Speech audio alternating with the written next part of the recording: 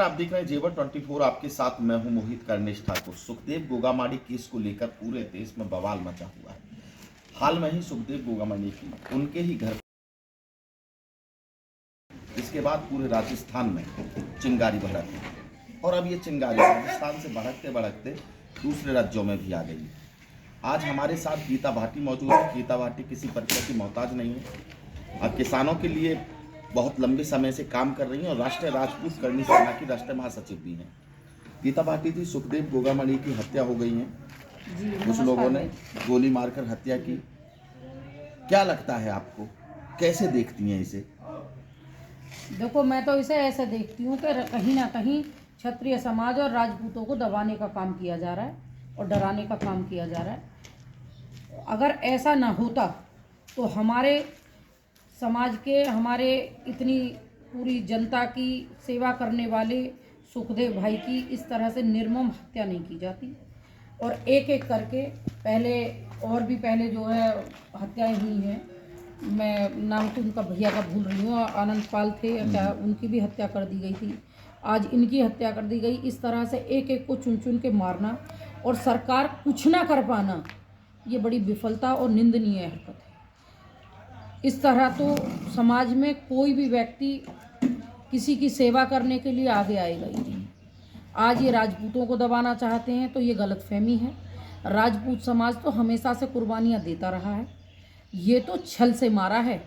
अगर वो सीना ठोक के आते ना तो 3 ना 30 भी आ जाते तो शायद हमारे सुखदेव भाई को नहीं मार पाते। अच्छा, ये ऐसे टाइम पे हुआ है कि जब राजस्थान में एक तरफ बीजेपी की सरकार आने वाली है पूर्ण बहुमत से और कांग्रेस तो चली गई, तो किसे जिम्मेदार मानती है इस हत्या के पीछे आप?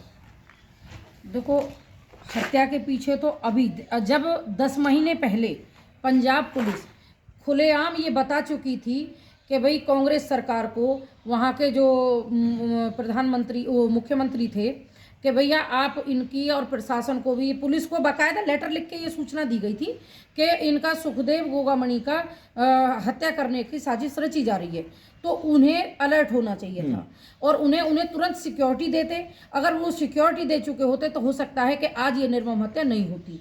तो दोषी तो मैं तो इसमें कांग्रेस को मानती हूँ, क्योंकि वैसे भी जो है वो बंदा जो वहाँ का मुख्यमंत्री है वो कई ढंग को ऐसा ना लगो मुझे बंदो, जिस व्यक्ति को ये नहीं पता कि मेरे राज्य में मेरे सरकार मेरे रहते हुए और मेरे यहाँ शासन प्रशासन अपना काम सही से नहीं कर रहा, तो उस व्यक्ति को तो सही में जाना ही था। कांग्रेस मुक्त भारत होके ही रहेगा, क्योंकि वहाँ तो किसी में भी ये है ही नहीं, दिखता ही नहीं है कुछ भी कि कोई नेता ढंग का है, कोई भी नहीं है। कब क्या कहते हैं, क्या करते हैं, ये सारी चीज़ें बड़ी बेकार है। तो वहाँ कांग्रेस की जिम्मेदारी बनती थी कि उन्हें सिक्योरिटी दिलवाते और इसे बड़े लेवल पे, क्योंकि वो कोई छोटे मोटे आम आदमी नहीं थे, पूरे देश में जाने माने आदमी थे। पूरे देश में एक कहते हैं ना, क्षत्रियों को प्रेजेंट करते थे। उनकी तरफ से वो पूरे समाज की लड़ाई लड़ते थे। तो उन्हें तो बहुत ज़्यादा ज़रूरत थी कि सुरक्षा उन्हें देनी चाहिए थी। तो इसलिए दोषी तो कांग्रेस सरकार ही है। भाजपा तो अभी संभाल ही नहीं पाई थी सत्ता।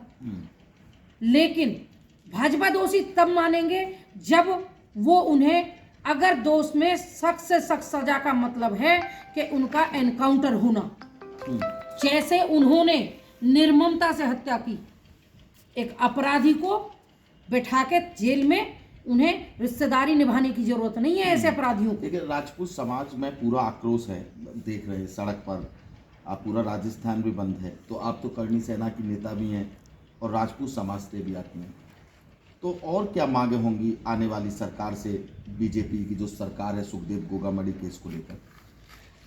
सुखदेव भाई के केस को लेकर के एक तो सबसे पहली मांग हमारी, हम कल वैसे भी प्रधानमंत्री जी के ज्ञापन में दे चुके हैं कि सबसे पहली मांग है कि उन अपराधियों को, उनका एनकाउंटर हो और उसमें सम्मिलित जितने भी षड्यंत्र में सम्मिलित हैं उन्हें फांसी से कम सजा ना हो। दूसरे, जो उनका पीड़ित परिवार है उन्हें 10 करोड़ का मुआवजा दिया जाए और आगे ऐसी कोई घटना ना हो, इसके लिए उन सभी अपराधियों का, जो चाहे षड्यंत्र में शामिल है या जिस भी तरीका से, जिस भी कारण से उसमें दोषी है, केस में उनके घर पर बुलडोजर चलना चाहिए, उनकी कमर इस तरह से तोड़नी चाहिए जैसे हमारे यूपी में होता है, हमारे यहाँ हो रहा है, हमारे यहाँ के मुख्यमंत्री कर रहे हैं, वैसे ही वहाँ की क्योंकि भाजपा है तो भाजपा के लिए हमें भी यही उम्मीद है कि वो इसी तरह से वहाँ से भी अपराध रहित राजस्थान करने का काम करेंगे, ये उम्मीद है। और अगर नहीं करते हैं तो फिर हम सब लोग तो हैं, पूरा देश बंद करेंगे, पूरे देश में लड़ाइयाँ लड़ेंगे, पूरे देश में सड़कों पर उतरेंगे, जन जन उतरेगा, बच्चा बच्चा उतरेगा। तो क्या ये लगता है आपको कि पहले से प्री प्लान था ये इसकी प्लानिंग, क्योंकि कुछ संगठन हैं, कुछ गैंग हैं जो इसकी जिम्मेदारी ले रहे हैं, तो क्या लगता है इसके पीछे जो भी जिम्मेदारी ले सकते, क्या हो सकता है, कौन करवा सकता है, कौन प्लान कर सकता है ये सब इतने अच्छे आदमी के लिए?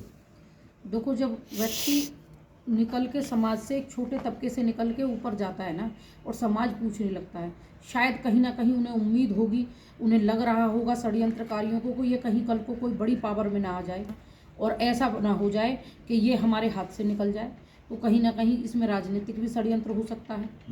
देखिए, ये जांच का भी विषय है, तो सीबीआई जांच होनी चाहिए इसमें, और वो दोषी निकल के आने चाहिए, और जो भी दोषी हो उसे सज़ा मिलनी चाहिए, और सज़ा में सख्त से सख्त सज़ा होनी चाहिए, क्योंकि एक निर्मम हत्या, उन्होंने छोटी मोटी हानि नहीं की है, इस देश की बहुत बड़ी हानि की है। आज हर व्यक्ति को, जो भी व्यक्ति समाज की सेवा कर रहा है, कहीं ना कहीं अपराधियों के टारगेट पे रहेगा, और अगर इन्हें अपराधियों को मुंह तोड़ जवाब नहीं दिया गया तो कल को इनके हौसले बढ़ेंगे, और वो हौसले नहीं बढ़ने देने चाहिए। अच्छा, 72 घंटे का आश्वासन अभी सरकार ने दिया है, 72 घंटे बाद अगर